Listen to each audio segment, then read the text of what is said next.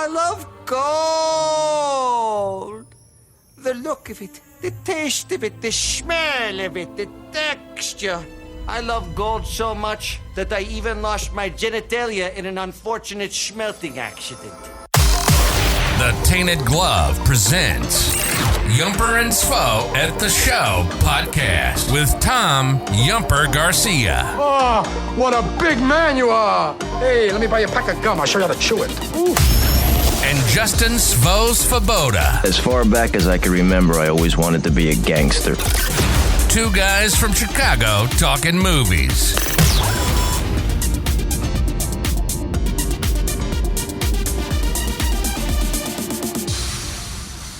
Welcome, everyone, to episode 4 of season 2 of Yumper and Svo at the Show, presented to you by Tainted Glove Network. I'm one of your co-hosts, Tom Garcia, aka Yumper, and with my other co-host, Justin Svo Svoboda. What's going on, Mr. Svoboda? Yumper, it's good to see your face. Definitely good to see you. I haven't seen you in a very long time. It's been, what, a week since we saw each other at Weiner Circle? Yes, and let's actually get into Weiner Circle as well. Tell me about your experiences and how you felt about that night with the marvelous crew, the Chicago Sports Bums. So, first of all, shout out to the Chicago Sports Bums. Those guys are hilarious and awesome, and I love hanging out with them. I'm actually going to go watch college basketball and get wings with Johnny on Sunday while you nerds have your wrestling fest. But I'm very excited for that. Those guys are amazing. I love chatting with them. I think the event went really, really well. We had some audio issues, but we made it work. We had a massive turnout. It was better than I could have expected. And everyone was so nice, and we had a great time. How about you? How did you feel about it? Besides the audio issues, because that was frustrating me because I tried to get everything to work. Yeah. It was actually a really good night. I'm very, very, blessed to have everybody who came out for us, White Sox Twitter, from the 108 guys, everybody from the bum side, and just doing a pile with the bums is us sitting around, BSing, shooting the breeze, and then going out afterwards and having a good time with everybody. My wife sure enjoyed herself. I enjoyed myself. It was actually a really, really good night, and thank you for everybody who came out. Yeah, a lot of planning went into that, like with all of us, but it was really, really fun. And I think the bartenders were surprised at how much our crew, our friends, came out to drink and how much they drank. Because when we walked into that bar, Frank's, I think it was. Yeah, Frank's. And it was dead in there. And yeah, then it was just a crap ton of our people drinking booze and partying. Yeah, it was a hell of a time, Baloney. When she talked to me, she was like, "Did you guys just have an event?" And I'm like, "Yeah, we just had a podcast at the Weiner Circle." And she's like, "Oh," she's like, "How many people are coming?" I'm like, "I don't know, like 20 to 30."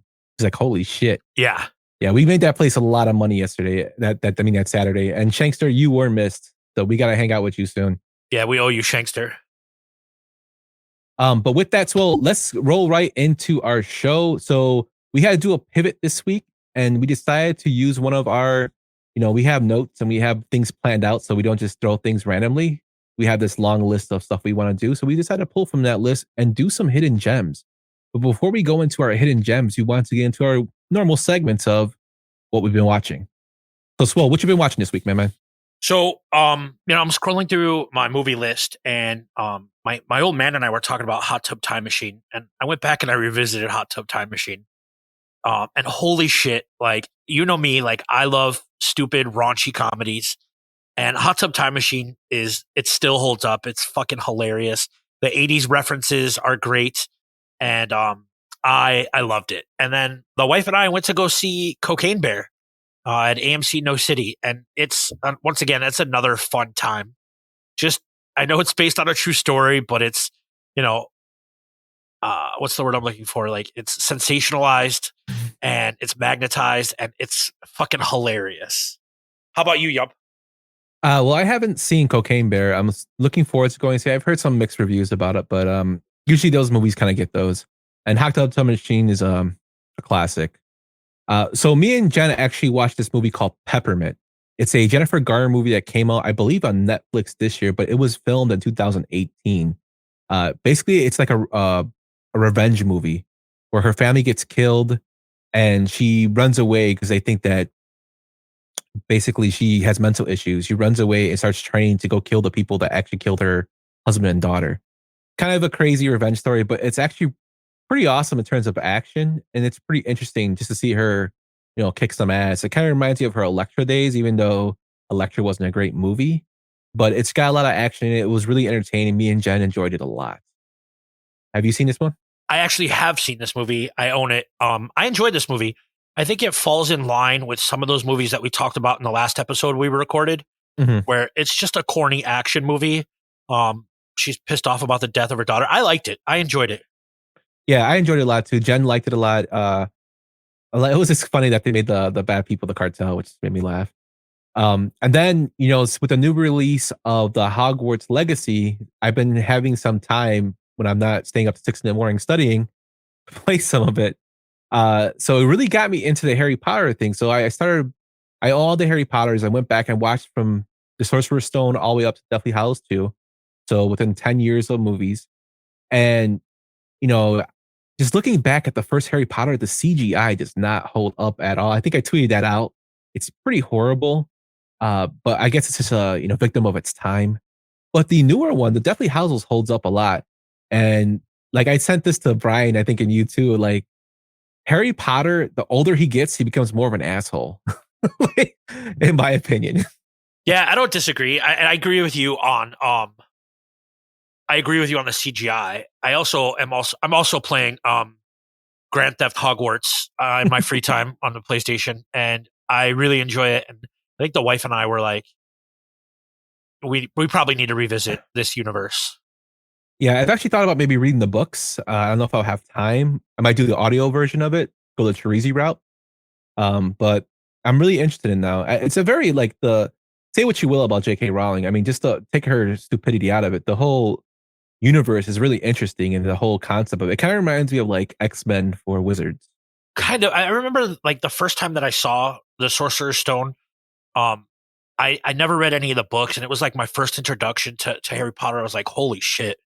Like, this is like some Star Wars Wizard of Oz universe type stuff. Like, this is going to be massive. And like, it was awesome. Yeah, definitely. But it's like a classic. So let us know at Yumper and Svo what you guys been watching this week, or let us know at our handles Doughboy or at Lil Yumper on Twitter, and let us know what you guys been watching. I'll be able to respond to you guys in like 3 hours. Svo was in the naughty list, so he had to go into timeout. But with that, let's go into our next segment, and we have a special guest for this one. Svo, you want to introduce him? Yes, you know him as the host of the It's Getting Drafty pod.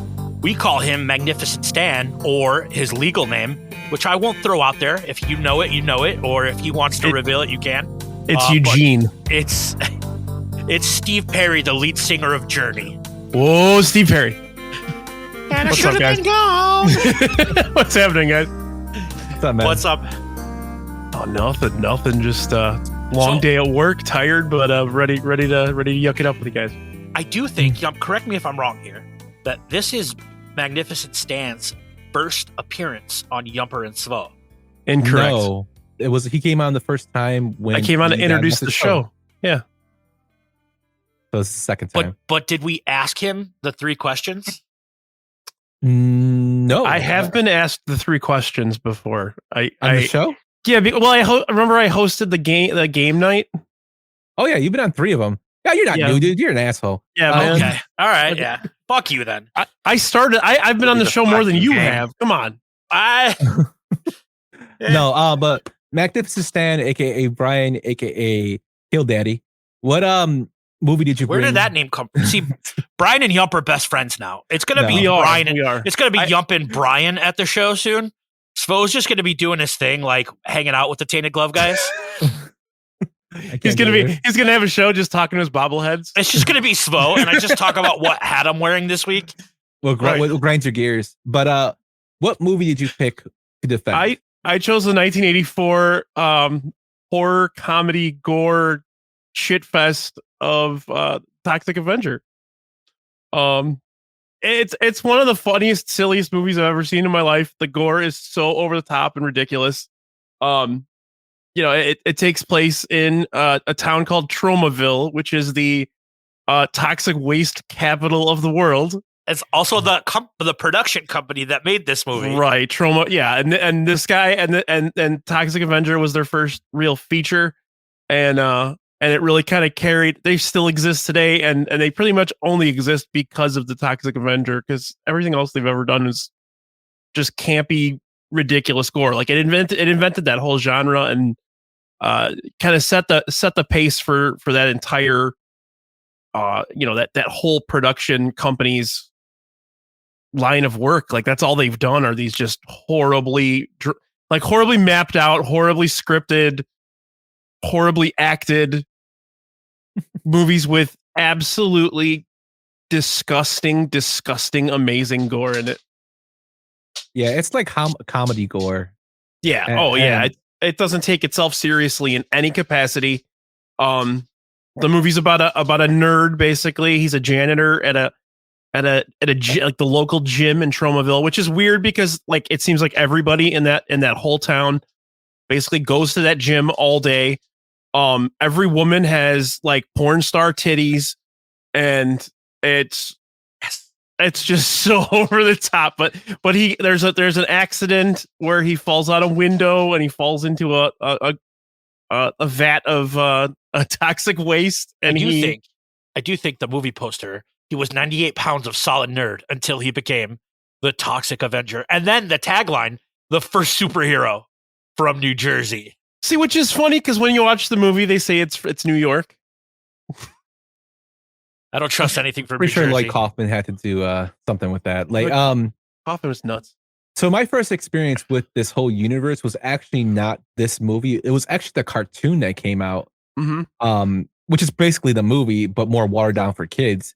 And then when I saw the movie, I'm like, holy shit, a kid's cartoon is based off this. Right. It's about doing coke and running over children on bikes in your car, and like just it's so fucking inappropriate and messed up. And yeah, there's like a line of toys. They actually spawned a Ninja Turtles character from Toxic Avenger. There was yeah. And future Oscar winner actually makes an appearance in this movie. Yes, she does. Marissa Tomei is in the shower at one point in that movie. You see her for like half a second, but you don't really notice it's her because she's so young. Yeah. And then what was the other guy's name? There's a guy that's been in like a million. Patrick Kilpatrick is in it. He is. And if you look him up, he's been in like everything ever made. But yeah, he's another longtime actor. But I found it interesting just doing a little research on it that Vincent D'Onofrio actually was offered the role of Bozo. Bozo, yep. And he actually asked for a little bit of money, and they're like, "Yeah, you're too much money." So they cast him by Gary Schneider. They found someone to play Bozo, who's basically like the key villain in the movie. Is the reason he became the Toxic Avenger. He's just a sociopath, basically. But the guy that they had play it is so over the top and terrible. I think they paid him with a ham sandwich or something. So my first introduction to this was, it's like Brian's going to make fun of me because we have this conversation all the time, and he tells it's gonna roll back into American Pie or Scream, right? No, you tell me that it's an oxymoron, and I'm going to fight you eventually.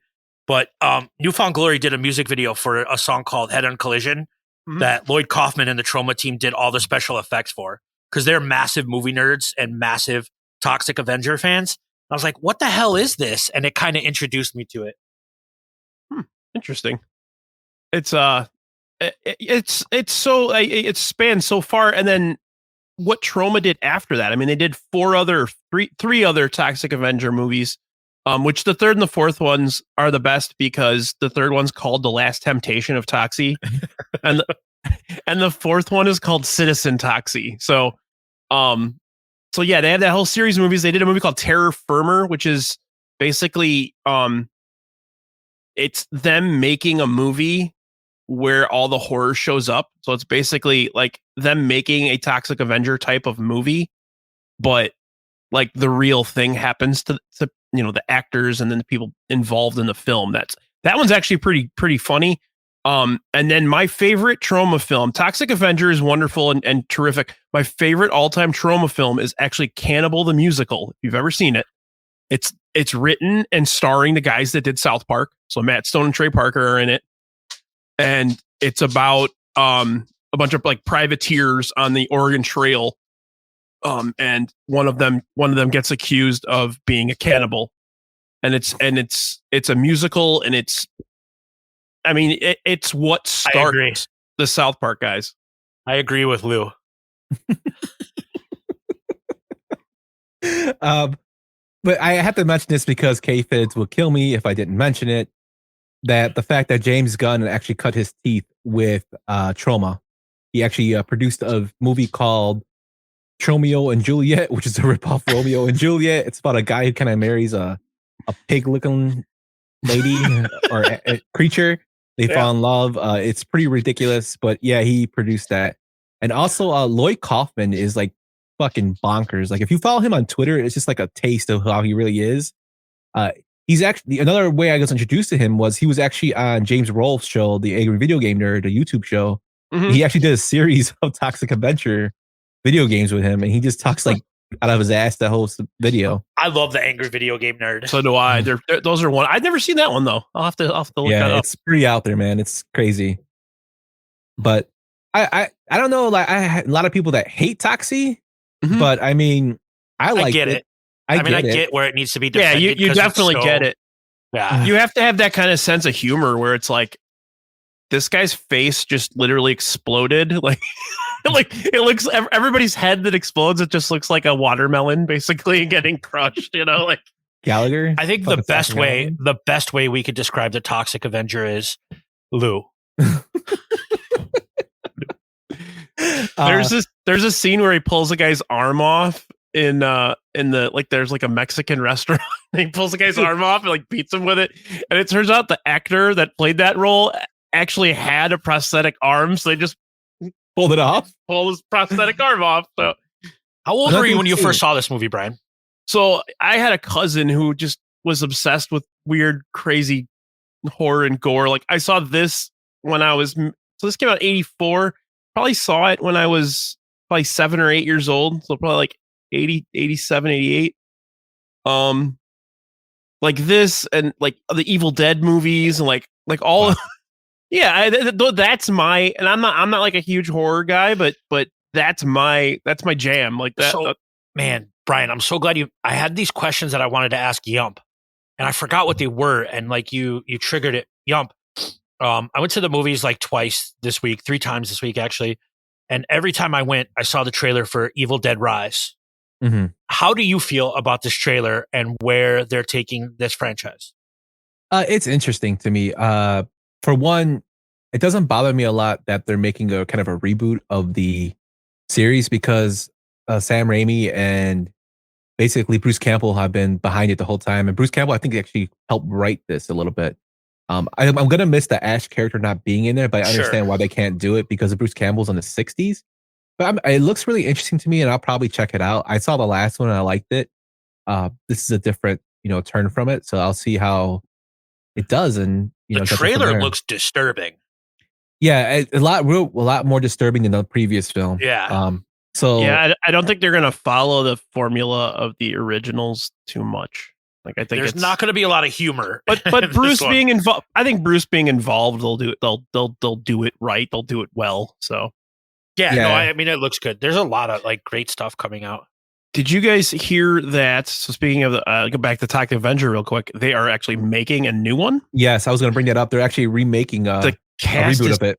The cast is hilarious. It's got Peter Dinklage, Sean Astin's in it, and Kevin Bacon. Kevin Bacon's going to be, and then I'd watch the shit out of that. And of course, Lloyd Kaufman. I don't know if he wrote it and directed it or just wrote it, but he's involved. So they're gonna. Yeah, Elijah Wood's in it as well. You know what? It's not Sean Astin. It's Elijah Wood. But see, Peter Dinklage is actually playing the lead Samwise and character. Frodo don't look anything alike, dude. I don't like Lord of the Rings. Peter Dinklage is actually playing Toxie, which is kind of funny. I think he's probably gonna. I think he's probably gonna play like the before. Obviously the before he becomes Toxie. I don't know. That'd be kind of fun if he was Toxie, like a major. This little guy's ripping people's heads off and shit. I think they prefer little people, Yump. No, I said a little version of Toxie. I said. Okay, I'm gonna throw the red flag and challenge. If you want to see like I didn't say midget or anything like that. I would never say that. I said a little version of Toxie. Speaking of a little person, there's a scene in the original Toxic Avenger where he takes an old lady and he like throws her in the washing machine and turns it on and just walks away. Yeah, there's a lot of stuff in there not like politically correct in that movie. Yeah. Oh yeah. Oh, the line. I think the line he says as he throws her in the washing machine is "no ticky, no washy." So yeah, I don't think it was very appropriate. Dougie, is that where Jack Nicholson got it from in The Departed? He says that exact line. He's like, "No ticky, no laundry." It's a reference to like Chinese. Yeah, I know. Like the Chinese cleaners, I love Willow. One of my favorite movies. Warwick Davis is my hero. See now he's backing up the little people a little more. No, because Svo challenged him. Dude, Little People, Big World. I watched that show ever since it came on. Oh, I'm a big fan of Warwick Davis. Like I love him in Leprechaun. And he was actually on a comedy show on HBO. I can't think of the name of it, but he's a complete asshole in it. It's hilarious. I like he Billy plays Barty. himself. Billy Barty's another one good one too. He was in Legend. He was in Masters of the Universe. Yes, he was in there as well. But I remember he was Legend. he was Wildor. Yeah. And the only reason they did Wildor is because the special effects were that's another movie. That's another movie I will be in defense of for the rest of my life. No one has to defend Masters of the Universe on this show. No, somebody's got to give Courtney Cox work, right? And the principal from Back to the Future. Who knew that Meg Foster too would have a career resurgence in Rob Zombie movies? Because she was in Lords of Salem and she was in 31. So circling back to our previous episode that we did live on YouTube, the Seagal versus Van Damme episode, I always talk about the movie Cyborg with Van Damme, and actually all the sets from that movie were actually Master Universe Part 2 that got canceled. So they just reused it for Cyborg, which I think is hilarious. What could have been, man? Masters of the Universe Part 2. Hey, and you guys should be talking about Seagal. He got a medal from Putin this week. We know. That's his boy. I mean, yeah. Oh, yeah, he's a citizen. Yeah, he's been there for years. It's nothing new. He's a terrible person, and he makes terrible action movies that I love. He runs really funny. He runs really funny. He does. But he can't dance like Van Damme. But with that, Brian, thank you so much for coming on. I think we're all in agreement that we love the Toxic Avenger. Give us a plug of what's coming on next for you. Sure. So tomorrow night, I'm actually going to be on playback with my regular crew, Baloney and CPG for AEW Dynamite Wrestling, as well as the final time we'll be doing Power Slap. Why the Power Slap? Time? Power Slap either got canceled or it got moved to another night. What? Yeah, because starting next week, AEW actually has a second show on after Dynamite called All Access. So this will be the last Power Slap week. I did find out over the weekend with playback though, we can watch YouTube videos on playback now and moderate and do all the same stuff. So any YouTube videos? Yes, sir. So we could watch the full version of the Cher, Eric Stoltz, Sam Elliott masterpiece Mask on YouTube with running commentary. Pick a night, baby. We'll do it. I'm in, dude. I fucking love that movie. Oh, movie's depressing. We could do that. So, and then Friday's episode 11 of It's Getting Drafty. And here I'm going to have this Yumper fella on, as well as Jackie and Baloney. We are going Paperboy a comedic movie villain? He is a comedic movie.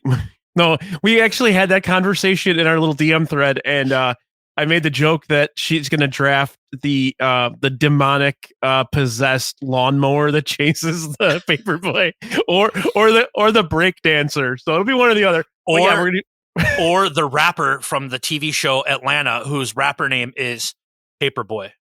That'll work too. So yeah, that's comedy movie villains on that one.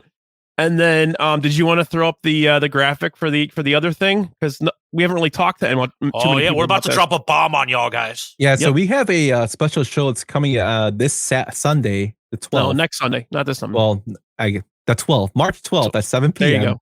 On playback. It'll be the whole Tainted Glove crew, and we're going to be talking Oscars, baby. And we'll be watching it. We'll be streaming the Oscars on playback, so feel free to come and watch with us. Yeah, that's going to be a good time. I have a lot of movies I need to watch because you guys are freaking cinephiles and I don't watch anything. So Got a little catching up to do, but yeah, the five of us together is going to be fun. Yeah. Can we limit the amount of drinks that Fitz has? Yes. There's a two drink maximum for that evening. He'll be in Paris. What? Like the hotel and casino? Yeah, I forgot you're going. Yeah, okay. So I'll just cut him off. Like his Oscar goes in the trash just for that. I love how he tells us now after I posted this. No. Like, he also volunteered to edit the audio for this one too, Yump. No, that's on me. I forgot he was going. But he's still part of the glove. So we'll be there though. If you want to hear I'm just gonna have movies and bullshit, come watch us, guys. I'm just gonna have a picture of him behind us, so he'll be there. Should wear his like a cutout a face of him and just wear shirtless. You should just wear a tank top with a picture of him. I should get a Getting Topless with Fid's tank top made and wear it for the show. It's a good idea. Yes, Dougie, this is something that we've talked about doing in the future. It's all Brian's vehicle now, so it's what he wants to do, but that sounds pretty awesome. Yes, we're gonna just start doing stuff like that. It's just finding the time and actually looking at the schedule, because it has to be airing on TV. I can't just. I mean, I guess YouTube now. I could throw move. There's a lot of free movies on YouTube now, but like Mask with Sharon, Sam Elliott, and Eric Stoltz. Yes, I actually watched. What the hell did I watch last week? I watched something just started playing. A Death to Smoochie just started playing after I watched the 108 podcast was over, and then Death to Smoochie started playing, so I ended up watching the entire movie. That's a great movie. Hey, I do have one question before he leaves. Yeah. Brian, are you actually still married? Because I'm starting to think that all you do is record and do playbacks. So are you actually still married? I am. For now. Yes. I have the most wonderful wife in the world, and we've been married for 18 years. So if we need a little space to do some side projects, she's fantastic. We're good to go. He says that, Brian, as his wife says, I'm glad Swole's Oscar has a pinky ring. And then my wife just literally came down here and gave me coffee because she's awesome. Man. But yeah, Brian, your wife's wonderful. Putting up with me, yeah, my wife is fucking a saint. Right. But Brian, right. Thank you so much for coming on, my man. Be sure to check him out tomorrow on Playback. Check us out Friday for Get Drafty in here, and then Sunday. Holy shit, I'm doing 2 shows this week. Also, we're supposed to record the Scream. Sunday we're supposed to record the Scream episode on March 12th too. Are we? No. Yeah. Oh well, fuck. Well, we gotta move it along. We'll figure it out. It's all good. We'll move it. We'll postpone. All this magnificent content can be found on thetaintedglove.com. Yes. You used the word magnificent, and I appreciate phrasing, that. Yumper. Phrasing. Yes, I'm sorry, Fids. But yeah, screw you, Fids. Anyway, thank you, Brian. No problem. Anytime. Love you guys. I'll talk to you soon. You're the best. Take off your shirt before you go. Yeah. All right. I'm sorry. Nobody wants to see that. Everybody wants to see that. But with that, so like we said, we talked about pivoting to a different podcast because we had to make some changes today. Yeah. But we decided to go with our hidden gem segment where we give you guys some movies that maybe you heard of, maybe you didn't, that we enjoyed, that maybe we haven't seen either and saw for the first time to throw at you. So first of all, I love this poster I made. It's like probably my favorite one because we like the Goonies and I'm a big fan of the Goonies. So, and they're finding some treasure there. But with that, so are you ready to get into our first movie? I'm ready. Let's do it. What up, dog? Hey, what's happening, Flaco? I hear you. What's happening, dog? I hear you living fat. You must be living fat, dog. This is pimped out. Bam! Oh, nice belt. Bam! Oh my God, silk socks. Bam! This is dope, dog. You living fat. You living. Flaco, I'm on the phone right now. Hello? Don't speak English. Hey, what are you doing? I got an offer you can't refuse, dog. You and I, business partners, dog. Man, with your luck and my financial expertise, we'll go big time, dog. Ain't nobody stopping us, man. We're gonna be big. A Million to One, released in 1994, directed by Paul Rodriguez, starring Paul Rodriguez, Polly Draper, Geraldo, Edward James Olmos, Victor Rivas, Tony Plana, and Pepe Serna. This movie had a box office of 1.2 million, and it does not have a budget for me to tell you how much it lost. So this is one of my movies that I picked. This is a movie that I watched a lot as a kid, and I still kind of watch today whenever I get a chance. it's, you have to put yourself in who Paul Rodriguez is. Paul Rodriguez is probably one of the biggest Latino comedians to come up, especially when I was growing up. There was Cheech Marin and Tommy Chong, and then there was Paul Rodriguez. Even though Tommy Chong is not Latino, but he was always considered Latino because he was Cheech and Chong. But Paul Rodriguez is always that guy when he came up. He was Born in East LA with Cheech Marin as the cousin, Javier, and then he became, his own thing with his stand-up. And then basically A Million to One came out, and it was his debut, his first leading role. And it also got like a bunch of Latino heavyweights in there. Ruben Blades is in there. As I said, already, Victor Rivas is in there. He's from Blood In, Blood Out, Magic. Also, Pepe Serna, who was the guy who gets chainsawed in Scarface, for those people who love that. Tony Plana, who's also in a bunch of Cheech Marin movies. Like, it's just a movie that it's corny, but it's fun. And I thought it was hilarious when I first saw it. And I still think it's hilarious. What about you, Swell? So this was a movie that used to be on like HBO Cinemax all the time, like back in the day growing up. And I love Paul Rodriguez, and I continue to love Paul Rodriguez. But I am not going to say it like you do, but Ruben Blades. Blades? Yeah, however you say it. Yeah, let's go with that. That dude's hilarious. He's in The Super with Joe Pesci. Also, if I'm not mistaken, did Jose Abreu's walk-up music for a couple years in a row. I'm almost positive he did. Maybe. But you forgot he was also in Predator 2. He was, but I love him in The Super, but I love Paul Rodriguez, and I continue to love Paul Rodriguez because Paul Rodriguez calls out bullshit. And it has nothing to do with this movie, so I'm going to get on my soapbox here for a second. But George Lopez was doing like a showcase, or what do they call it? It was his podcast. Well, no, he was doing a stand-up set, and he was a residency, and he had it in his contract that no other Hispanic stand-up comedians could perform in that casino or wherever he was doing it for like a month before and a month after that, right?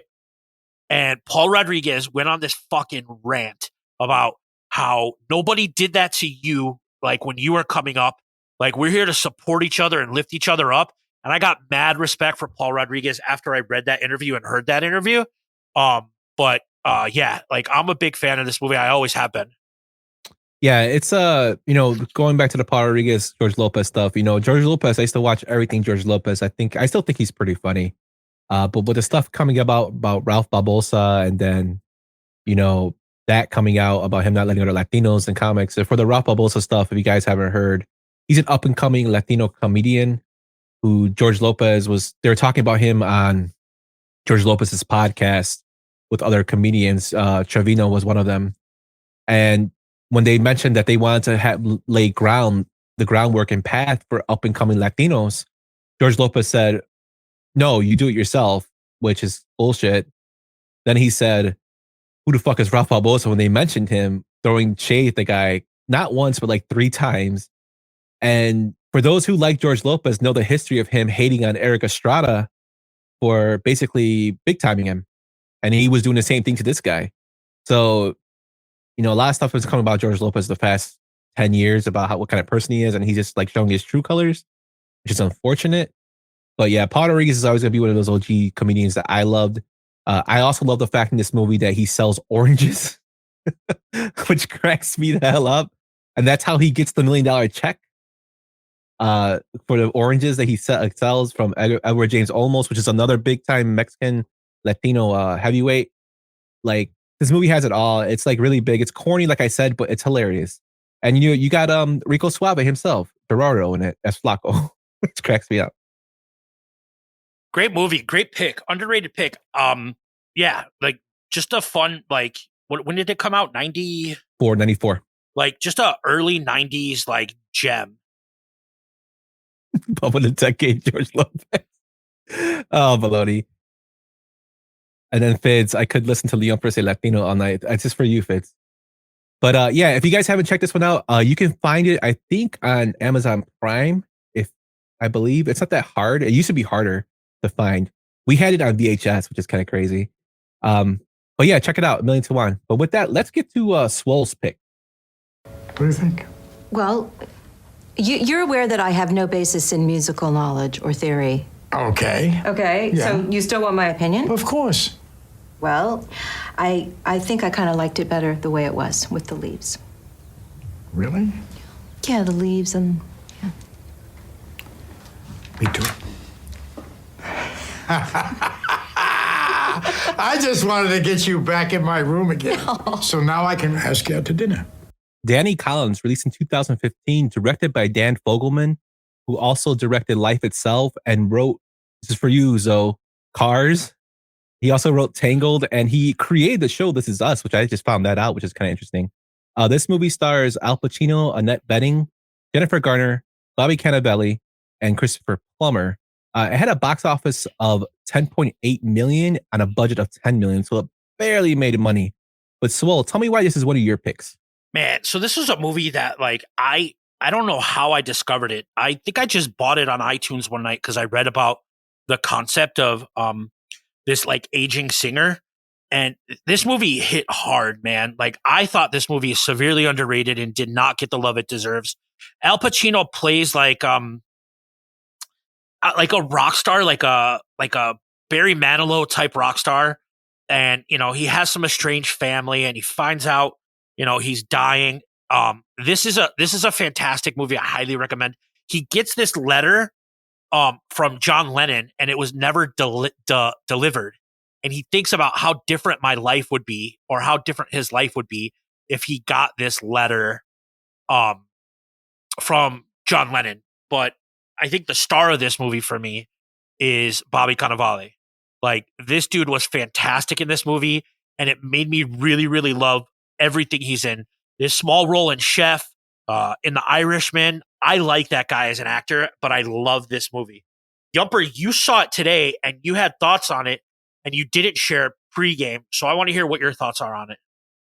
Yeah, for Bobby Cannavale, to go back on him, he's also great in Boardwalk Empire. He actually won an Emmy for that. He plays as Jip Roselli. He's fucking ruthless and awesome. He's a very, very underappreciated actor who needs to get more big things coming towards him. This movie, by the way, so I was a little iffy about going into it because, as I said on our show before, I love Al Pacino, but I think Al Pacino is in that stage of his life where he just screams all his dialogue. And it's just the Pacino way. He's went from being a great classically trained actor to basically screaming and making us laugh. And I think, you know, the Heat, she's got a great ass, like that started that. And basically he just went down the downhill after that. This to me is probably the best movie since The Irishman. It actually came out before, but it's the best movie I've seen with Pacino since I saw The Irishman. He is excellent in this movie. He's very soft-spoken. You feel for the character. He's very hilariously funny in this movie. You feel like the character's a good guy in sense of he has a good heart. The only thing I did not like about it was his singing was horrible. I mean, that's fair. But besides that, taking that out, the whole concept of the movie, you know, his relationship with Bobby Cannavale, like I don't want to get into like the whole plot about it, but that was a nice little arc, you know, especially even the ending. I enjoyed like this movie more than I thought I would. And it was like an enjoyable ride, just seeing what he was going to do next. You know, Christopher Plummer played a great role in it as his best friend. And you mentioned the letter of John Lennon, and I found out this movie was actually based off a true story from Steve Tilston, an English folk writer and musician who did a same interview in Britain saying about John Lennon being his hero and about fame. And John Lennon actually wrote him a letter that he didn't get until 34 years later after Lennon had passed. So I think that's kind of amazing with it. And I make fun of the singing, but two of the songs actually got nominated for Oscars, which I'm like, what? But yeah, Pacino got a Golden Globe for this movie. He totally deserved it. A Gold Globe nomination for this movie. He totally deserved it. You know, and just looking at the cast, I couldn't see anybody playing that role. I saw Steve Carell was considered. I saw Juliana Moore considered for the Jennifer Garner part. She was excellent too as a pregnant wife. You know, this movie had a lot of good things with it, and I really enjoyed it. Highly recommend it. So to me, that's like the mark. Like, you know, Yump and I talk with Fids and Pete and Brian all day, every day, basically. So like for me to recommend a movie that Yump hasn't seen, and he's like, yeah, this movie was really fucking good. That makes me happy. And that means that like I've successfully at least named one good hidden gem. So thank you, Yump. No, that's what we're here for, man. Speed movies off each other and help you guys, you know, find, stuff that we haven't seen. It's all about experiences and finding new stuff. And that's what we try to do. But if you haven't seen it, it's on Amazon Prime. Check it out. It's totally worth the watch. I think it's like an hour and 20 minutes, but it's totally worth it. I really enjoyed it a lot. But you ready to move on to our next one? Let's do it. I know what you think you're doing. You don't want to get hurt. Keep your mouth shut and don't move a fucking muscle. The chimps are infected. They're highly contagious. They've been given an inhibitor. Infected with what? In order to cure, you must first understand. Infected with what? Rage. 28 Days Later, released in 2002, directed by Danny Boyle, who also directed 127 Hours, and he won an Oscar for Slumdog Millionaire. This movie stars Cillian Murphy, Naomi Harris, Christopher Eccleston, Brendan Gleeson, and Megan Burns. It had a budget of $8 million and made $85 million at the box office. So I know people have seen this, heard this movie in some way, or they have the 28 Days, 28 Weeks Later, the sequel to it. The reason I say this movie is because in the world of horror and zombie movies, this movie does not get enough credit that it does, because it takes it to a wholly different level of the genre. And it is such beautifully shot. Like the part where Cillian Murphy is walking around London, I believe it is, screaming hello. It's just iconic. It's iconic to the point where that part is actually in a Gorilla song on their album, where they actually use that sound clip of him screaming hello. And they mix behind it, which is actually a pretty crazy song. But it's just iconic in that term. The zombies are all played by athletic people. Danny Boyle only wanted athletic people to play that because he wanted them to do things that other normal people can't do, which totally explains that when they're running like crazy, they're climbing all over stuff. It's gory, it's scary to a certain parts, and it's just entertaining. And it leaves you with that open ending, which I love movies that do that do it right. And I think this movie does it right. What do you think about it, Swell? So, first of all, I would watch anything that Danny Boyle directs, right? Like, I think Trainspotting, The Beach, 28 Days Later, all fantastic movies. I love Danny Boyle, and this is no exception.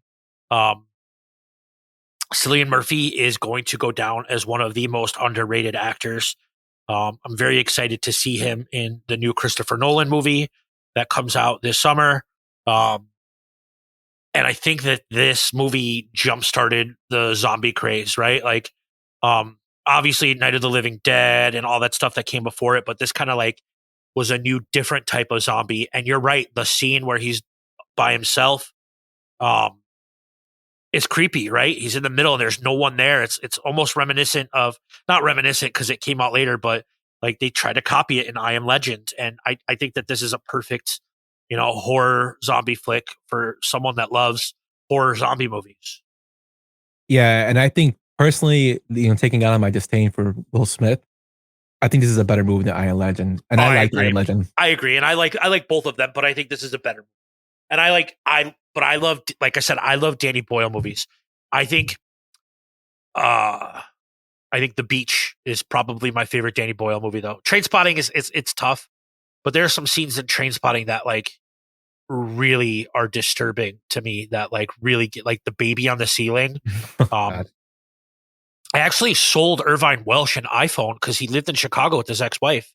Oh, so really? he used to come into the Lincoln Park Apple store all the time, and never wanted to talk Trainspotting, so I left him alone.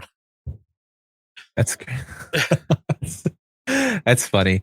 But things I found interesting about this movie was of Cillian Murphy, they actually wanted Ewan McGregor to play that role, which I think he would have done great, but I can't see anybody doing it to the perfection that Cillian Murphy did. Can you imagine Ewan McGregor like arguing with the zombies? You can't win! I have the higher ground! For sure. I'm pretty sure he's probably deterred from doing Star Wars. But, this movie was all shot in sequence as well, which is really rare for movies to be shot that way. They usually shot, different shots with people's schedule. This was shot all in sequence. And I just think it's masterfully done. It's it gives you that low budget feel, but it really isn't low budget. And it kind of gives, like I said, that eeriness and creepiness. And a lot of the inspiration for the bodies and everything came from the Hotel Rwanda incident in Africa. That movie's about that. The movie's based off the incident that happened where I don't want to go into history, but if you read about it, it's a very horrible time and horrible thing of genocide in Africa. But a lot of the bodies that were piled up, Danny Boyle remembers seeing that on TV and watching documentaries. He didn't want to use any of that footage for his movie because he was in bad taste, but he wanted to create that feeling of there's so much death and despair around. That's why there's a lot of like bodies that are all stacked up there. It's just crazy. I really enjoyed it. Yeah. But enough of me rambling. Let's go on to our next one, my friend. You gotta finish the job, boys. Blow this whole fucking place up. Go! Ford, open the gate. Ford, please! There's still time, boy! Open the gate! Ford, The tower! Private boys! 2018's Overlord, directed by Jules Avery, starring Jobin and Depo, Wyatt Russell, Maflide Olivier, and Pio Asquebec. I'm sorry if I pronounced that incorrectly. Had a budget of $38 million and made a box office of $41.7 million. Well, tell me why you picked this movie. Let me ask you this, Yump. Do you like Call of Duty? Yes. Do you like zombies? Yes. This movie is Call of Duty zombie map live on the big screen is what this movie is. It came out and it was a J.J. Abrams production. It was a Bad Robot production. It did not get the love it deserves, but it's about killing zombie Nazis. Kind of. But it's a super fun movie. I like Bokeem Woodbine. He's in it as like the sergeant. That's like the only known actor in the movie. But I like this movie. Yeah, actually, so this is another movie that I did not see so I watched it going into our show here, and I actually enjoyed it a lot. You hit the nail on the head by describing it as Call of Duty with zombies. It totally is. It's I reminds me of another movie called Dead Snow. It's a horror movie. I don't know if you've ever seen that. Yeah. It's up that alley. Only this one has more action in it. Also, this movie has Wyatt Russell, and you know my love for Kurt Russell. So Kurt Russell is his dad. So I do enjoy the fact that Russell's in this movie. But I enjoyed this movie. It's kind of out there. It's action packed. It's like a big video game to me. I couldn't describe it any better than what you said. And that's exactly how I felt about it. Like even like it takes place the day before D-Day. But it's like if you haven't seen it, I highly recommend it. J.J. Abrams, this was when the peak J.J. Abrams when he was hot, like right when The Force Awakens came, maybe a little bit after that. But still very, very underrated. I enjoy the heck out of this movie. Check this movie out. Yeah, definitely check it out. It's like I said, the best way we can describe it is it's Call of Duty on this big screen, but like a better plot line and story to it. It's awesome. It's like an action-packed ride, and like once you get done with it, you won't realize it went by that fast because you were just enjoying it so much with the action. I really liked it, so that was a good pick as well. Thanks, man. I feel like I'm 2 for 2. I'm not doing too bad here with you, Yump. Yeah. So let's go on to our next one, my friend. Oxymoron. It's when you take two words that are totally the opposite and you jam them together, right? Like military intelligence, dark victory, thunderous silence.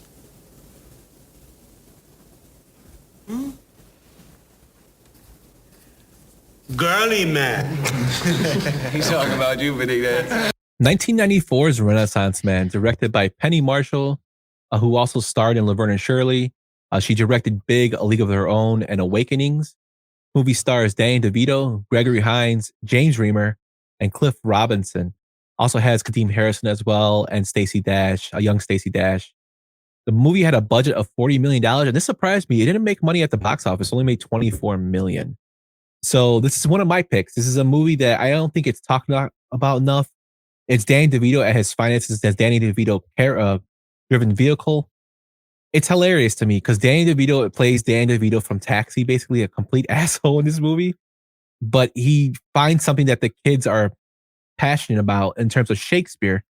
So a little synopsis of the movie. Danny DeVito is an out-of-work advertising agent and he gets fired. He goes to unemployment, and since he has a master's degree, the army actually hires him to teach because he's eligible to teach due to having a master's degree, a comprehension to some recruits who are basically on the low end of the army. They don't want to kick him out, but they have to pass this comprehension course. And the way he finds them is through Shakespeare. And basically they go through Hamlet. Well, and yes, Mark Wahlberg is in it. It's actually his first film appearance. And Kadeem Harrison and his exchanges are hilarious. Is this pre-Basketball Diaries? Yes, this is his first movie. His first movie he was ever in. Kadeem Harrison's like his character Malcolm in the movie he's such an asshole too. But Danny DeVito being his best in terms of sarcastic, Gregory Hines, who's another person that doesn't get enough credit for his acting chops. Gregory Hines is known as a tap dancer, one of the best tap dancers in Broadway at his time. He passed away way too young from cancer in his 50s, but another guy who doesn't get enough, for his respect for his acting chops. Excellent actor and totally nice guy, which is kind of funny seeing him as a drill sergeant in this movie. But yeah, it's one of my favorite movies. One of my brother's favorite movies. It also has Lilo Brancato in it from, you guys might know him from The Bronx Tale. Matthew Bevilacqua. Yeah, Matthew Bevilacqua, or from The Sopranos.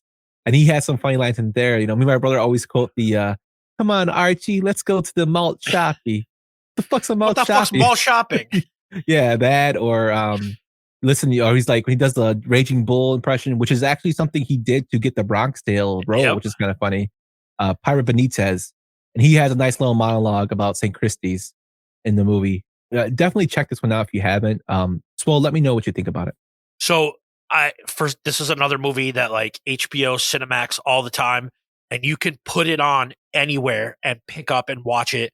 And like I will always have the vision in my head of Kadeem Hardison like teaching. I forgot what's his name, but like teaching him the beats on the desk. This above all tonight, don't self be true. Melvin. Yeah, like you could not have picked a better hidden gem, underrated movie. This movie is amazing. It's hilarious. You're right. Danny DeVito is a total asshole with a daughter that like should probably treat better. But she loves him. This is a fantastic movie. Yeah, it totally is. Definitely check this one out. Again, it's on Amazon Prime. It's one of those movies that, it's interesting. I love, and it's something that when I was younger, when I saw this, I'm still not really a huge Shakespeare person, but it makes Shakespeare more interesting to me. And I read a lot of Shakespeare for school. But it's like a different take on it, a different way of learning it. And I think that's what drove me to his movies, because it's a way of opening up and doing things differently in terms of how you want to comprehend them. So it was an excellent job by Penny Marshall and Danny DeVito. So definitely check it out. Yeah, I know, Fitz, you're offended. What's he offended about? I don't like Shakespeare. I don't like Shakespeare. I like 10 things I hate about you. Yeah, I read 12th Night and I'm like, I'm not going to read Shakespeare anymore. Did you read the first 11? No. Zing! That's my dad God. joke. Oh my God. But let's get into our next movie. Yes, Fids, I know. I'm a little confused. Amanda? You're confused? That makes two of us, because I don't know what kind of asshole acts like an asshole, and then when it actually comes time to be an asshole, walks away like a total asshole, making me look like an even bigger asshole for offering some big asshole sex in the first place. What kind of asshole are you? My Best Friend's Girl, released in 2008, directed by Howard Deutsch, who also directed Pretty in Pink, Swole's favorite movie, Some Kind of Wonderful. Oh, yeah. The Great Outdoors, and he's also married to Leah Thompson, who Swole loves as well. This movie stars Dane Cook, Kate Hudson, Jason Biggs, and Alec Baldwin. It has a budget of $20 million, and it made 41.6 at the box office. So, Swole, I know you're a lover of romantic comedies. Tell me why you picked this one. So yes, I love romantic comedies. I think this one is the perfect combination of romantic comedy and like gross, like adult comedy, right? Like he is this dude that when you want to get back with your girlfriend, he will take her out on a date that's so terrible that she is immediately looking to get back with you, and people pay him for this service. The opening sequence of this movie is him going out on a date with a girl, and he picks her up and he's like, "Hey, the car stereo is broken, so I'm sorry." She's like, "That's okay. I have kind of a headache." And he turns the car on, and it's fucking what is it? It's 2 Live Crew, "Pop That Pussy," and it is playing at the top volume. And he's like, "If you sing along with it, it's not that bad." And he's like, "It's a romantic story about how he like," and it's just funny. He's like, "Pop that pussy." It's a funny movie. Dane Cook is a tool. I know he's a tool. He's a terrible person like Leo that dates girls that are way too young for him. But he had a string of like romantic comedies that I thought were fucking hilarious. Employee of the Month, I thought was a funny movie. Good Luck Chuck, I thought was a funny movie. And My Best Friend's Girl, I think is hilarious. It's a raunchy comedy. It's a romantic comedy. I love Kate Hudson. Jason Biggs is the same character that he's in every movie. But Alec Baldwin as Dane Cook's dad, who's just as big of an asshole as he is hilarious. And I really, really enjoy this movie. So let me premise this by saying I am not a huge fan of Dane Cook. I don't blame you. And this is going back to his history. Yeah, he lost all his money because his brother basically stole it away from him. So I mean that kind of sucks because he was like, when I was in college, Dane Cook was the biggest comedian out there. You know, he was doing all the college shows, he was booking everything, making a lot of money. His humor was not really my cup of tea per se in terms of his comedy stand-up. So I wasn't really expecting this movie to be good. I actually watched it with a girlfriend at the time, and it's hilarious. Like I was shocked because Dane Cook is, and also Employee of the Month is a great movie as well. But this one surprised me, and I love Jason Biggs. You said it correctly. He plays the same guy in every movie. Every movie. But he's perfect for this role. Dane Cook being a complete asshole named Tank. His name is Tank is what cracked me up. It's raunchy in its comedy from like the early 2000s that we grew up on as kids and talk shit about. It's a perfect concept of having a guy basically make you go out with your girl, so to the point make her want to come back with you because that guy was such a jerk that maybe she didn't lose something that was she lost something that was worth it in terms of you. It's a decent movie in terms of comedy. I liked it. That's pretty much all I have to say about it. Like it's a funny movie. And Brian, yes, I don't think I've ever seen a Dane Cook stand up, but I'm a sucker for a Kate Hudson, a Jennifer Lopez romantic comedy, and that's why I watch this. Also, you guys know how I feel about American Pie and Jason Biggs. That's why I saw this movie, and I like the shit out of this movie. And Alec Baldwin's fucking fantastic. Oh, he's great. And the movie that what's his name made me watch, not make us watch, but the movie that Zoe defended us on. No, it wasn't that. He's in a movie called like Connecticut. Oh yeah. I know which one you're talking about. Fitz always talks about it. Outside Providence. Outside Providence. Thank you. Yeah. And it is hilarious. He's hilarious in that movie. He is. He's got great comedic timing. Agreed. Complete asshole, but great comedic timing.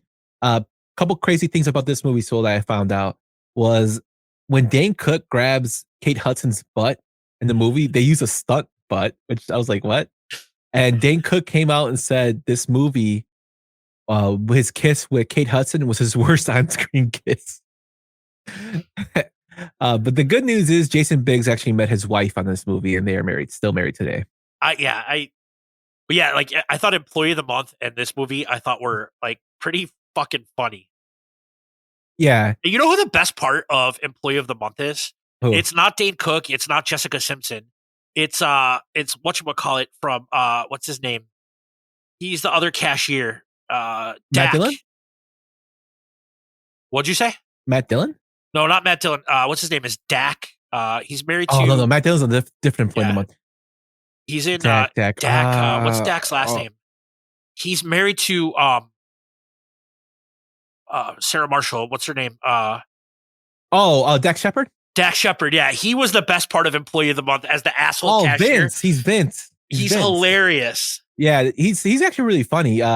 He used to do prank with Austin Kutcher. With Ashton Kutcher, yeah. Punked. Yeah, come Austin. Yeah. Ashton Kutcher. He's punked. Yeah, he used to do with shows with him. And he used to be like do all the skits for him. Like he walked around naked in a store one time and was telling Jessica Alba he was part of a nudist colony. Yeah, he's out there. He was funny, and he was the best part of Employee of the Month. That whatchamacallit, vote for Pedro from Napoleon Dynamite. Efren Ramirez, stunt butt. Yeah. Also, every time I think of Jason Biggs, I always think of Jay and Silent Bob when he Pie goes, fucker. No, that the what precedes that. He's like, everybody always calls me pie fucker, but nobody ever says, "Hey, you were a loser." Hey, I loved you in Boys and Girls. It always goes back to the fucking pie. He'll always be that to me. It's horrible, but I mean, he made money off it, so you really can't hate him for it. I mean, they're gonna make another one too. So Yeah, but let's get into our next one, my friend. 臭豆腐，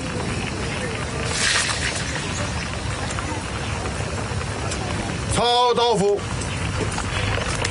So let me premise this with saying this movie is very hard to get fucking sound for because it's all in Cantonese.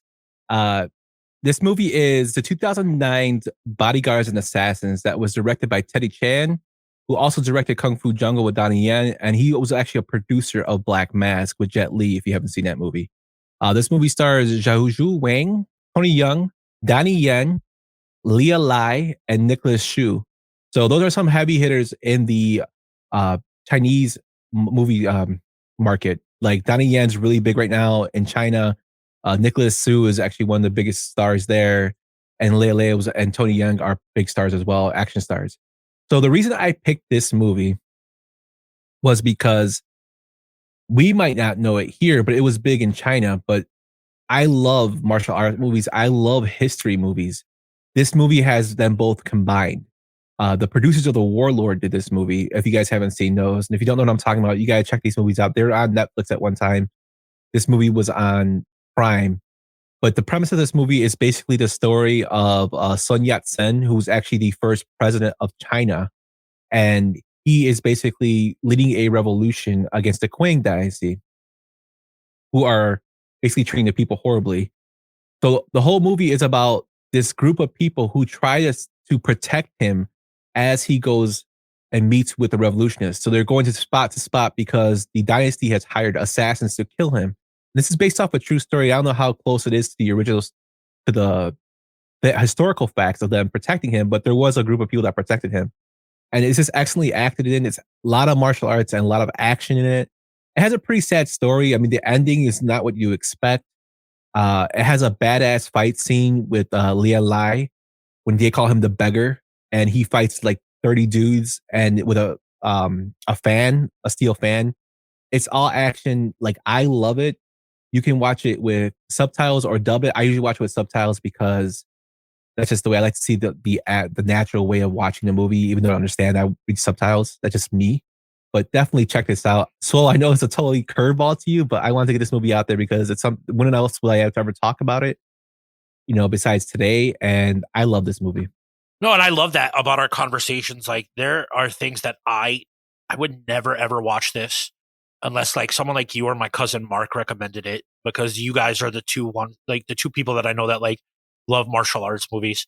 And like some of the I watched like, I guess I would call you the Cliff Notes version of this to get caught up. And like some of the fight sequences in this thing are just insane.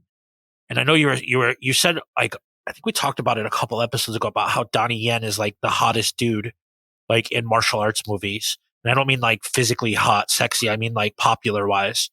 So like it makes me want to go and watch this after seeing like the Cliff Notes version of it. Yeah, it's totally worth it.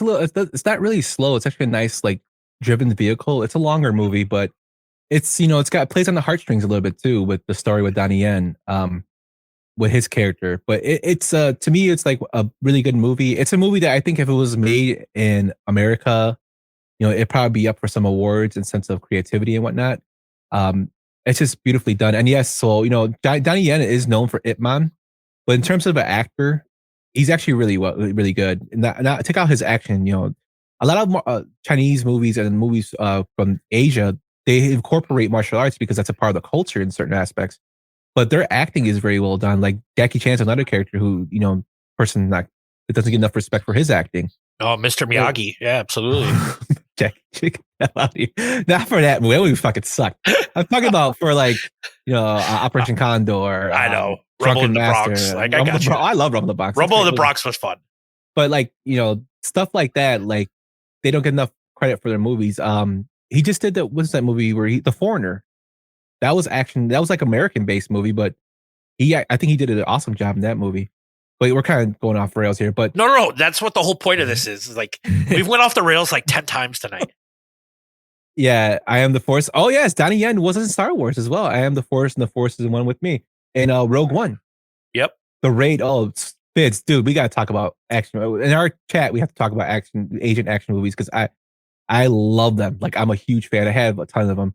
The Killer with Chow Yun Fat. Check that one out. What's another ID. good like Asian action movie is The Mask with Cher and Eric Stoltz from 1985. That's a fantastic one. Awesome. And it has a young what's his name? Sam Elliott. Sam Elliott in there. Yeah. And the movie's really sad, man. It's super sad. I remember watching that in high school and I was like, what the hell? It's sad. No lie, I can't find that movie to stream anywhere. And yesterday I was at Target with the wife and they had it on DVD for like $4.99. And I bought the shit out of it. Rocky, it's hot. I feel kung. Oh my god, you guys are dicks. But yeah, check this one out if you haven't seen it. If you're into the martial arts scene and you're looking for a good story, a historical background, check this one out. I know it's kind of off it, not the normal ones I usually recommend. Oh, but this is a hidden gems episode, man. That's what we need. If you want a martial arts movie recommendation to, like, hit Yumper up on Twitter because he will talk about them all day. Yes. And also the sound clip is actually a guy saying stinky tofu. And that's his character's name. Sounds delicious. Which is why I thought it was hilarious. But with that, let's go into our next one. I'm really sorry. We missed Your Body is a Wonderland. Okay, only one song. That's not so bad, right? Who's fucking Your Body is a Wonderland? Well, the good news is he has so many good ones. Here's an idea. Next time, instead of being late, just shit on my face, because that's kind of the same thing as missing Your Body is a Wonderland. Friends with Benefits, released in 2011, directed by William Gluck, who also directed Easy A and Peter Rabbit, starring Justin Timberlake, Mila Kunis, Patricia Clarkson, and Jenna Elfman. This movie had a budget of $35 million and a box office of $149.5 million. So, tell me why you picked this one. Well, you guys can see a trend here, but I love me a good romantic comedy. And this is kind of like the best version of a romantic comedy. Like Justin Timberlake is a dick, right? And he threw Janet Jackson under the bus with the Super Bowl performance. So I always got a little bit of hatred towards Justin Timberlake, but like this movie's pretty fucking good, right? It's a good romantic comedy. Mila Kunis is absolute smoke show, right? It's one of those movies that makes the place that it's set in seem like surreal to me almost. Like they make New York City and they make Los Angeles feel like these absolutely beautiful places. There's a running joke about the song Closing Time by Semisonic throughout the whole movie. I really like this movie, man. I think this is a upper echelon romantic comedy that deserves its cake. No Strings Attached was that movie, Fids. No Strings Attached. Not as good as this one. Yeah, and they both came out the same year, Yeah. which is kind of weird. This movie was funny. I enjoyed it. Not the biggest Justin Timberlake fan in terms of, he's kind of a douche. He is a douche. I do like some of his acting roles. I like this one. I like Out of Time with him. The Social Network? So was he in the Social Network? He was in the Social Network. He was the dude. He was the dude that founded Napster. Oh, he was. Yes, Yeah. yes.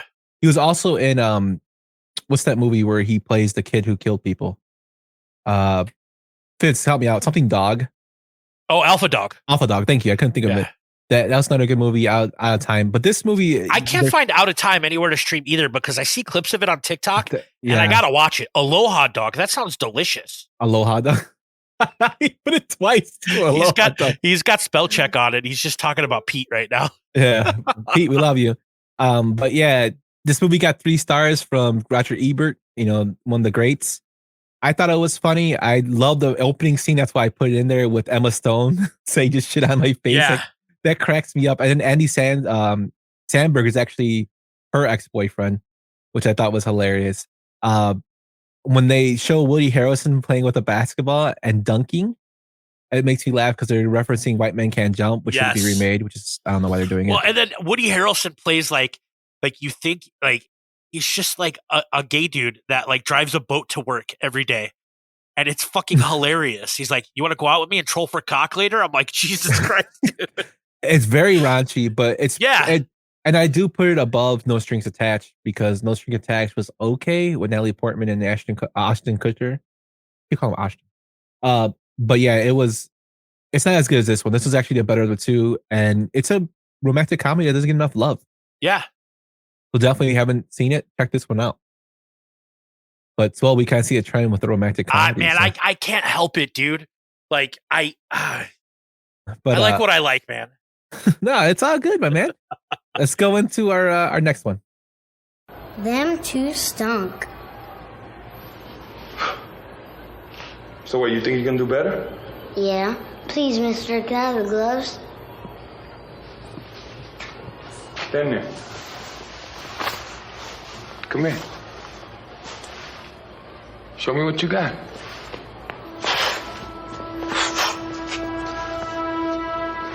That's my boy. Uppercut, left hook, combinations. Where'd you learn that? My brothers. 2000's Price of Glory, directed by Carlos Avila. He also directed shows Grimm and Cold Case. And he also did a documentary of luchadors called Tales of the Max Men, which actually is a pretty good one. This movie stars Jimmy Smits, John Seda, Maria Del Mar, Clifton Collins Jr., Ron Perlman, and Paul Rodriguez at a box office of $3 million on a budget of $18 million, which lost money. Ouch. This movie represents a lot of things to me. First, I'm a huge fan of Jimmy Smits. Anything he does, I love. NYPD Blue. He's actually got a new cop show out. Anything he does, I'm a really big fan of him. I love his acting. I love the fact that he's also a big activist in Latino arts and whatnot. But it's also a movie that me and my brother watched constantly. Like, we had it, and the reason we had it was because my aunt went to a screening for this movie when met Jimmy Smits and John Seda, who John Seda doesn't live too far away from me. My mom's actually seen him go in seminars a lot. And he was awesome. She took pictures with them and she talked about how much of a nice guy he was. So that always stuck with me. When we got the movie, she told us to watch it. So we watched it, and it's a boxing movie. It's action. It's about three sons of Jimmy Smits, who's a former boxer who basically trains them, and they go through their own trials and tribulations. John Seda is known for boxing. He actually was a Golden Gloves welterweight before he became an actor. And he's also known from another movie that I almost put on this list called Gladiator, where he boxes as a Romano. Man, I thought you were going to go with another one. I'll get into that one in a second. Yeah. But, I love the aspect of the Latino family. I love, it's based in Arizona. And I can't not talk about this movie without talking about Ron Perlman. His character's name is Nick Everson. And he's basically a boxing promoter. And the way he talks is horrible. Like, you're Ortega. He does this horrible impression. But me and my brother, to this day, whenever we see Ron Perlman, we call him Nick Everson. It's just something that we do. It's dorky and whatnot, but it's what we do. Whenever we see him on TV, my brother will be like, or between telling me about a movie and say, hey, yeah, Nick Everson's in it. And I automatically know who he's talking about. Ron Perlman is another treasure, another great actor who's gotten some bad roles, but does great jobs with them. This movie is to me, is a great movie. Check it out if you haven't seen it. It's got a lot of action in it, a lot of good boxing feel to it. Casas Mayor, who's a stuntman, who's also in the movie Bobsters. If you ever see, he plays Fred Costello. He plays a guy named Davey Lane. It's got it has a big fight feel to it. So there's there's HBO's in here and Showtime. Jimmy Land Jr.'s in here, who does the announcer. So it kind of has that realism to it that you should check out. What do you think about it, Swell? So I like Jimmy Smits. I like John Seda. John Seda, if you don't know, was also Chris in Selena. Yes. And Selena is probably the most underrated music biopic to ever exist. See, I would have went with Selena, but being Latino, we all know Selena. So, all my friends growing up, that's all they could talk about was a Selena movie coming out. I get it. And What's her name's gonna get out of jail? The lady who killed her. What's her name? Yeah, she's a terrible person. Yolanda Salvador. Yeah. She's kind of getting out of jail soon. So I've been hearing that. And it's Jennifer Lopez's first movie. Probably her best role, to be honest with you. Let me ask you this, because I know it was like a topic of conversation when Selena came out. Were you upset that a Puerto Rican played a Mexican icon? No, I wasn't. You gotta remember too, when Selena came out, I was 11, so it wasn't like that big of a deal to me. I didn't know who Jennifer Lopez was at the time. I thought she did a good job. Anything for Salinas. Yes, you did, Baloney. I want to comment. I saw that. So, crazy story about Selena. On my dad's side, we're from Corpus Christi, which is where Selena's from. My great aunt Rosa, who lived to be like 108, she lived maybe 4 blocks away from Selena's house that she grew up on. That's awesome. So I thought that was kind of cool. But yeah, I mean, everybody knows Chris Perez and as John Cena, but this is like one of his worlds where he boxes. And Gladiator, I don't give a shit what you say, Brian, is a great movie. It's a fucking fantastic movie. I almost put that one on to this one. Yeah, that was like one of the first things Yumper and I ever bonded over. Like, I love that movie. James Marshall never went on to do anything else of note, but he was fantastic in that movie. Yeah, I mean, I know that, but like... Well, it was the same year, though, so I don't think... Yeah. But yeah, check this one out if you haven't seen it. It's like I said, it's a random gem that me and my brother really enjoyed. It's a good movie. Jimmy Smith is awesome in it. So I got you and I got Baloney in here. I'm going to ask the question, right? And I think you might know where I'm going with this. Music biopics. Mm-hmm. Selena or La Bamba? Ooh. If I'm going like better shot, I would go Selena. But if I'm going like hilarity and better characters, I'm going La Bamba all day just because of Bob. Isai Morales. So and you met my cousin Roger. Yeah. Like, he looks just like Isai Morales. Yes. And we have called him Bob for years in my family. Yeah, I can't go against him. And I love Lou Diamond Phillips. I have Sugar Baggy still in here. Young Guns is one of my favorite movies of all time. I know you love Young Guns. And they're actually making another one. I like La Bamba. Selena is good I think it's a great biopic. I think it's more Hollywood. I do think that the use of music in Selena is better than the use of Richie Valens music in La Bamba. Yeah, but you got to remember too that Richie only was out for 8 months. I get it, but they used, I think, the perfect mix of Selena's music in that movie. Mm-hmm. Yeah, love that movie. La Bamba also has Joey Pants. Joey Pants is his manager. It does have Joey Pants. It was a movie where I didn't think Joe Pantoliano was a terrible person in that movie. Yes. Everything else, Joey Pants is a terrible person, except for La Bamba. He was like a good manager to Richie Valens. He in the movie, at least. To go off a side note on Joey Pants, I listened to him on a podcast recently, a Chaz Palminteri podcast, and he was talking about the La Bamba and other movies he was in. He had this running gag that he did so many movies in the 80s and 90s that his friends would be like, "Oh yeah, I turned on a movie and you weren't in, and I was surprised." Like, Joey Pants, another great. I wish we could get him on here. Like, I'm gonna try my damnedest to try to get him on here, but he's so busy too. But there's this TikTok account. The dude that played he played Rufio in Hook.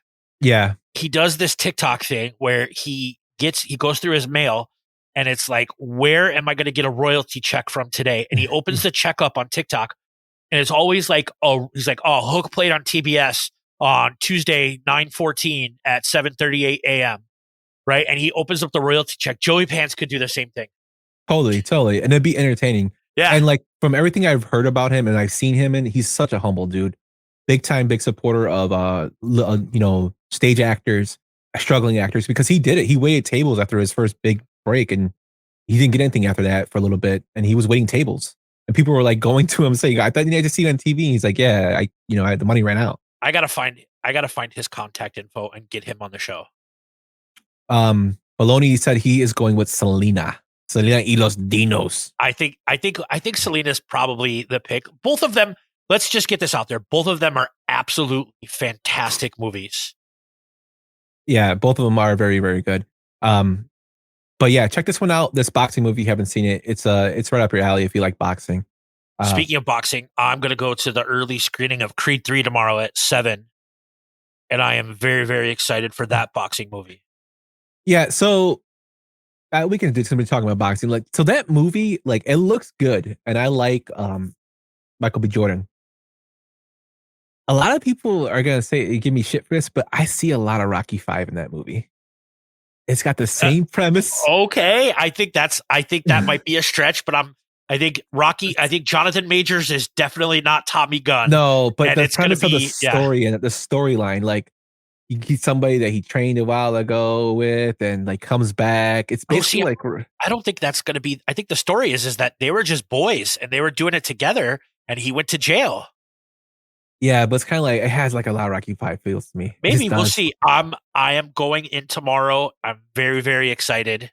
Creed 2 was Rocky 4. That's the whole point. Is the reason they made it. Yeah, I'm very, very excited. If it opens up at number 1, which it should, that means Jonathan Majors was in 2 number 1 box office movies back to back. Another one, Jonathan Majors is like killing it right now. He was in destroying it. Ant-Man. If you guys Ant-Man, but like The Harder They Fall. If you haven't seen that movie on Netflix, check it out. It's a western. It's a western that's produced by Jay-Z. It's Interesting. beautifully shot. Swole put me on. That's Swole. Zoe put me onto it.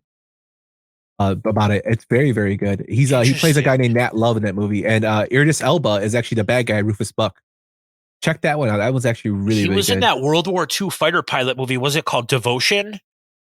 Yes, I think. It was yeah, with the dude from Top Gun Maverick, Glenn Powell. Yeah, yeah, he was in Lovecraft Country. Lovecraft Country was fantastic. I'm still upset that it didn't get a second season. Even Kelly, like even my wife, liked Lovecraft Country, and she's not into that stuff. Yeah, definitely check out those movies. I know we kind of went on a rant of. We're still only an hour and 22. We're good. Yeah, but Jonathan Majors, yeah. Let me know how Creed is. I'll probably go see it. I'm a Rocky sucker, you know that. I know you are, and that's why I'm going tomorrow too. Yeah. Because the following week I'm going to go see Scream 6 like 10 times. Is it going to beat your Batman record? It won't beat the Batman, but you know how I feel about the Scream movies. Yeah. Which is a little teaser for later on. Yeah. But let's go on to our final one. Notorious B.I.G. said it best. Either you're slinging crack rock or you got a wicked jump shot. Nobody wants to work for it anymore. There's no honor in taking that after-school job at Mickey D's. Honor's in the dollar, kid. So I went the white boy way of slinging crack rock. I became a stockbroker. 2000's Boiler Room. This directed by Ben Younger, who also directed Prime and Bleach for this. Starring Giovanni Ribisi, Vin Diesel, Neil Long, Nicky Katt, Scott Conn, and Ben Affleck. This movie has a box office of $28 million on a $7 million budget. So when I saw Affleck in this movie, because I haven't seen it in a while, I'm like, now I know why Swole picked this movie. But tell everybody why you picked it. So, first of all, this movie is a movie that I've seen probably 500 times. It is The Wolf of Wall Street before The Wolf of Wall Street. And Ben Affleck is in it for maybe fucking 45 seconds in total. But he's got a line in this movie that has stuck with me. He's around the table and he's talking to these new hires. He's like, I'm getting tired of this bullshit. You got someone on the phone, act as if you're the president of the fucking company. Act as if you have a 10-inch cock, right? This movie is fucking awesome. I loved it. I love Giovanni Ribisi and his underground casino in his house. I love his love for hip hop. I love Vin Diesel is hardly in it. I love Scott Conn. Like beating the shit out of those dudes. And then Nicky Katt. Nicky Katt is like this douchey, like he's Giovanni Ribisi's boss, and he's hooking up with Neil Long. Like this is just a good movie. I worked at the movie theater when this came out, and I swear to God, I watched it every day when I got off of my shift that summer. Yeah, this movie. So first of all, referring to Affleck and Shankster, you are totally correct. Like I was going to mention this. He's actually doing his, homage to Glenn Ross. Absolutely. If you haven't seen that movie with Al Pacino and Alec Baldwin and Jack Lemmon, great movie. Kevin Spacey's also in there. He's an asshole, but the movie is very good. The plot of this movie is loosely inspired by Jordan Belfort. Yes, it is. This movie is basically it was like you said, Wolf of Wall Street before Wolf of Wall Street. Giovanni Ribisi is like in the 2000s. I thought he was going to be super huge. He's an excellent actor. Like he was in the movie with Nick Nolte and Ryan Gosling, the mobster movie. You know what I'm talking about as well. It just came out. The mob that was the Mob Squad. It was something squad. The Gangster Squad. Gangster Squad. Or he plays a role as a dad and like a telecoms guy. Like he's such a like very, very, he has so many talents that go to different areas as an actor. He's so diverse. Like he's the bad guy in Ted. Yes. Like he's hilarious too. Like and he's like a creepy serial killer, like Dancing to Tiffany's. I Think We're Alone Now. Like in Ted, he's just a good actor. A very good actor, very underrated. He should get more roles and like more recognition for what he does. The only problem is he was in that movie with what's her name? Juliette Lewis. Mm-hmm. And he went full R word. And you never go full R word. Oh my God. He's actually in The Offer as well. Yes. Yeah, he's a great actor. I really enjoy this movie. I love I'm a big sucker for kind of the underground movies, the movies that talk about the dark side of the city, the stuff that goes on in the underground, how people scheme people and scam people. Not a big fan of people getting done to them, but it's interesting to see how they do it. Well, and like there's a scene in this movie, and Baloney hits on it here with Harry Renard. Like you feel bad for Harry, and even Giovanni Ribisi knows what he's doing. So he gets Vin Diesel to sign a sales slip at the end of the movie so Harry gets his money back. Like he knew what he was doing was bad, and he had like a voice in his head, like, "Hey man, don't do this." Like he had, guilt and remorse, and like it's just really, really good. Yeah, and it's beautifully acted. Going back to your boy Ben Affleck, the role of Giovanni Ribisi's role was actually offered to Matt Damon, and to some guy named Matt Damon. Matt Damon. And he actually turned it down to do The Bourne Identity, which was a great career move for him. But it helped out get Giovanni Ribisi like some, or let's call him Seth, some more exposure, which he deserves. Well, and he was a lead in this, and he deserved it. Yeah, totally. And I can see Matt Damon playing the role. And I think it would have been too close to Rounders as well, because it's kind of like the dark side of the city. A good movie. That could have made this list, but it's not really a hidden gem. Yeah, it's not a hidden gem. Everybody knows about it. I really enjoyed this movie. I highly recommend you check it out. Just from that opening, that's from the opening monologue, the clip I used. Like it's like that throughout the whole movie. It has good music, and a good storyline. And like you said, I love the fact they put Vin Diesel on the cover art, and he's like in the movie for like 10 minutes. Like, yeah, he's hardly in it at all. And then there's like this one scene where they're like sitting around Ben Affleck's crib, and like there's no furniture.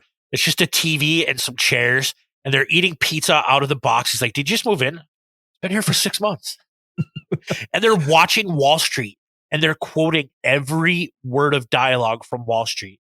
And it's just a fun movie. Like now, so this wraps up our list, but I got a question for you, Young. Mm-hmm. Are there any movies when you were making this list that you had a hard time leaving off? Yeah, I already mentioned Gladiator was one. Okay. The 1992 film, because it was based in Chicago. Yeah. Cuba Gooding Jr. I was also hard about leaving it off for our Bums episode. But I let the Twitter universe decide which one we picked for that one. But Gladiator was one. Fitz has mentioned it several times in chat. Saving Silverman is another one. It's fantastic. I love that movie. Jack Black is Neil Diamond. He's the Jewish Elvis. Yeah. Come on, yeah.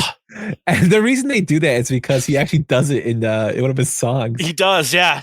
Shankster, dude, we were on the same level. Suicide King is another one I love. I got one. King of New York is another one I want to put in there. King of New York is a good one. Mm-hmm. What about you? So the movie that I had a hard time leaving off is, and you can't stream it anywhere. You have to buy the DVD or you have to watch it on fucking YouTube. And I don't know why. But it's a movie called Green Street Hooligans. Yes, you've mentioned this one before. Soccer thugs, and Elijah Wood is in it, and Charlie Hunnam is in it, and he plays this kid from I think he goes to Harvard or Yale or an Ivy League school, and he gets kicked out for helping a friend cheat or something. I think maybe it was cocaine, which is tough. And he goes over to London to visit his sister, and his brother-in-law and his brother-in-law's brother are soccer thugs and street gangs, and the movie's fucking fantastic. Green Street Hooligans is amazing. Yeah, that's a movie I haven't checked out. I'm gonna have to get the copy from you to watch it because I will send you the DVD copy because you will absolutely love it, I think. Yeah, it's something right up my alley. Another movie that just escapes my mind right now, just thinking about it. Ooh, I can't think of it off the top of my head. I just had them in, but when you said Green Street Hooligans, I was like, oh, Gross Point Blank with John Cusack. Fantastic Another movie I love. It's Jeremy Piven, even though he's a jerk. That movie is hilarious. I love John Cusack movies. I'm not going to pretend that I don't love High Fidelity and Gross Point Blank and Hot Tub Time Machine and Better Off Dead. I love Gross Point Blank. That's a tough one. Yeah, to leave off a list. There was just tons of movies that I couldn't. At 10 years. 10 years. My favorite part is this dude's driving and smoking a joint like nothing. I'm like, what the? That movie is great. There were so many movies that I was going I went through this list with my brother. I'm like, which one should I include? And I'm like, oh man, Gladiator. So I took Price of Glory because I watched that movie a lot more than Gladiator, but I still love them. It's just it was kind of hard to me. But I had to throw in a horror one there. I had to throw in a martial art movie in there just to get some different stuff that we haven't heard about. But this list was hard to compile. It was hard. You did a good job with your list though. No, you did a good job too. That's why I said two of the movies I did not see, Overlord and Danny Collins, and I enjoyed them both. Danny Collins I enjoyed a lot. That's awesome. So if you guys have any movies that we did not mention, throw it into our YouTube comments, or actually go and throw it in at us on Twitter at Yumper and Svo, and let us know. We can read them out next. So funny John Cusack story, because we got a minute, right, Yump? Yeah. We got time. The night of the infamous John Cusack, we won't mention the pod or the website or blog confrontation at the White Sox game. I actually sat next to John Cusack in the Guaranteed Rate Club for what would turn out to be the highlight of the White Sox rebuild, Game 3 of the ALDS against the Astros. And I sat next to John Cusack, and I was walking out of the Guaranteed Rate Club onto 35th when he was confronted by that dude from that website that shall not be named. And John, I took a picture with Cusack that night after the game because I didn't want to bother him during the game. I was like, the game was over, the White Sox won, and I'm like, hey man, I don't want to bother you, but like I fucking grew up on your movies. Like, I love your movies. And he was like, can I get a picture? I didn't want to bother you during the game. And he was as nice as could be. He's like, absolutely. Thank you for letting me watch the game.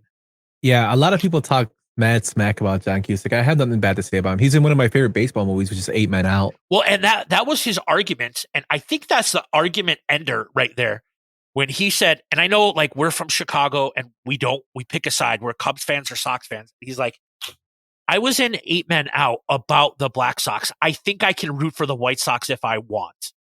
Yeah, and what most people don't know is John Cusack is kind of a badass. I didn't follow him into the bathroom, Kelly. He was. In fact, I waited. I was like, John Cusack's in there pissing, and I don't want to go in there because I don't want to think that I don't want him to think I followed him into the bathroom. Stop telling people that. That's it. Oh, did you follow him into the bathroom? I did that. Kelly wanted cuddles tonight. She's like, I'll watch your pod if you cuddle me. You can't be a Sox fan and a Cubs fan. Well, I got White Sox season tickets, so I guess I'm a Sox fan, dude. Like the truth. And on that note, yeah, he's a Sox fan. But yeah, there were so many movies that I could not I could not put on this list. I did that. It's really hard. I didn't. Yeah, clip that. He's talking about me saying I'm a Sox fan. I know. But who cares? But Swole, let's talk about what I came here for. Yeah, Shanks. The truth finally came out, Shankster. Baloney's been pestering me. He pestered me when we were drinking. He thought I was liquoring it up enough to tell him. Chirizi was telling me. Beef Loaf was laying the hints to tell me to tell me to tell him a Sox fan. So it came out. It's out there. It's out there. It's a Yumper and Svo at the show exclusive. Yes, and Quasimodo predicted all this. But let's get back on track here before we get too far off the rails and go into the coming soon section and let everybody know what's coming on next. So, Swole, you want to let everybody know? Yeah. So next week, the 12th, we might have to revisit that. So let's not put that in. We're not going to write that in pen or marker yet. But we're going to do our recap of one of my favorite horror franchises, probably number 2, and maybe number 1 because of how bad Halloween Kills and Halloween Ends was. But we're going to do a revisit on the Scream franchise with Scream 6 coming out next Thursday. We're going to have a special guest. His name is Vinny. He is the proprietor and owner of Fashionably Male, the store in the mall. No, I'm just kidding. He owns a horror house or the horror shop. It is on Belmont in California, right across the street from the original Kuma's. Sorry, that was my Apple Watch. Right across the street from the original Kuma's. And all they sell is horror movie memorabilia. And he's going to come on here and revisit the Scream franchise with us. Yeah. Brian got that. Thank you, Brian. I know. It's made me laugh, but my brother texted me that he's like, I think it's hilarious about Rocky Dennis. He's like, Rocky Dennis would be excited that he lives through the Swole. His legacy lives on because of Swole. I love the 1985 movie Mask with Cher and Eric Stoltz. So Fids, I know you're the proprietor of the Tainted Glove calendar. I will say my part about what's coming on, bro. Just calm down. So there are other shows besides Getting Drafty on Friday coming out. The Tainted Glove is canceled this week. No. So be sure to check out Brian's. Brian has a pod on Monday, Tuesday, Thursday, Friday at 5, 7, and 9. It's become the it's a 2-drink minimum. Network. Yes. Check out Brian's playback tomorrow, wrestling playback with Baloney. They're gonna do AEW Dynamite. Friday, check out Getting Drafty in here. Brian's gonna have a nice little subject. Hey, you have a hard time. Hey, are you gonna edit my podcast? Are you gonna edit the pod if we get it up there? But yeah, Brian has a pod on Friday for comedy movie villains that I'll be a part of with the NES crew minus Jason, and then Sunday the Tainted Glove will go live at 7:00. Then the week after that Sunday night for sure we are doing the Oscars. We might not do the Scream episode that night. We're gonna work it out. We might do the following week and we'll put it on the calendar, Fids. Absolutely for that. But that's gonna be a fun one. And then check out the Tainted Glove TikTok for the little stuff I throw on there. Big shout out to everybody who came to the Weiner Circle. Thank you so much, guys, for watching this shenanigans on YouTube today and wherever you guys listen. We appreciate you guys. We love doing this stuff, and we do it because it's it's like not just a hobby; it's something we're passionate about, and we like making people laugh. So wait a minute, hold on. The documentation, like when you said you would edit the pod and you didn't, like when we kept the receipts, is that the documentation you need?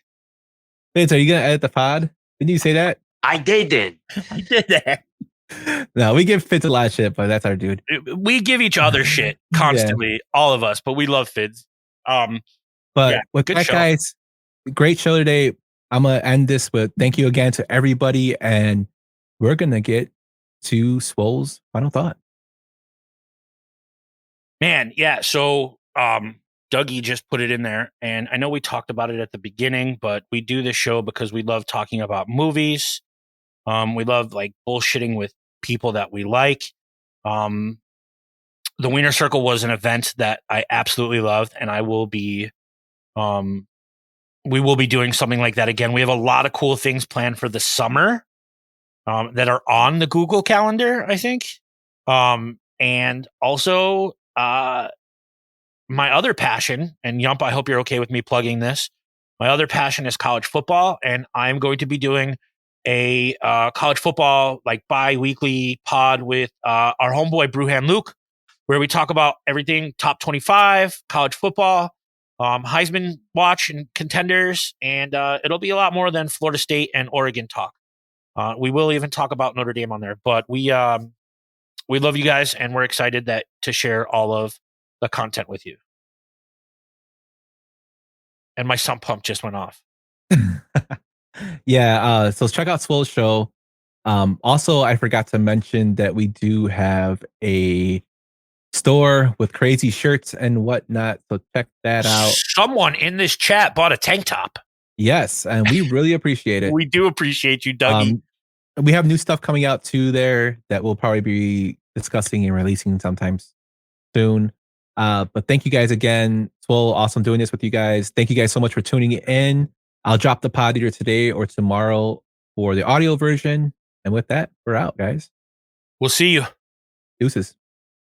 Thank you for listening to Yumper and Svo at the Show podcast, a Tainted Glove production. That's it. I'm getting out of here.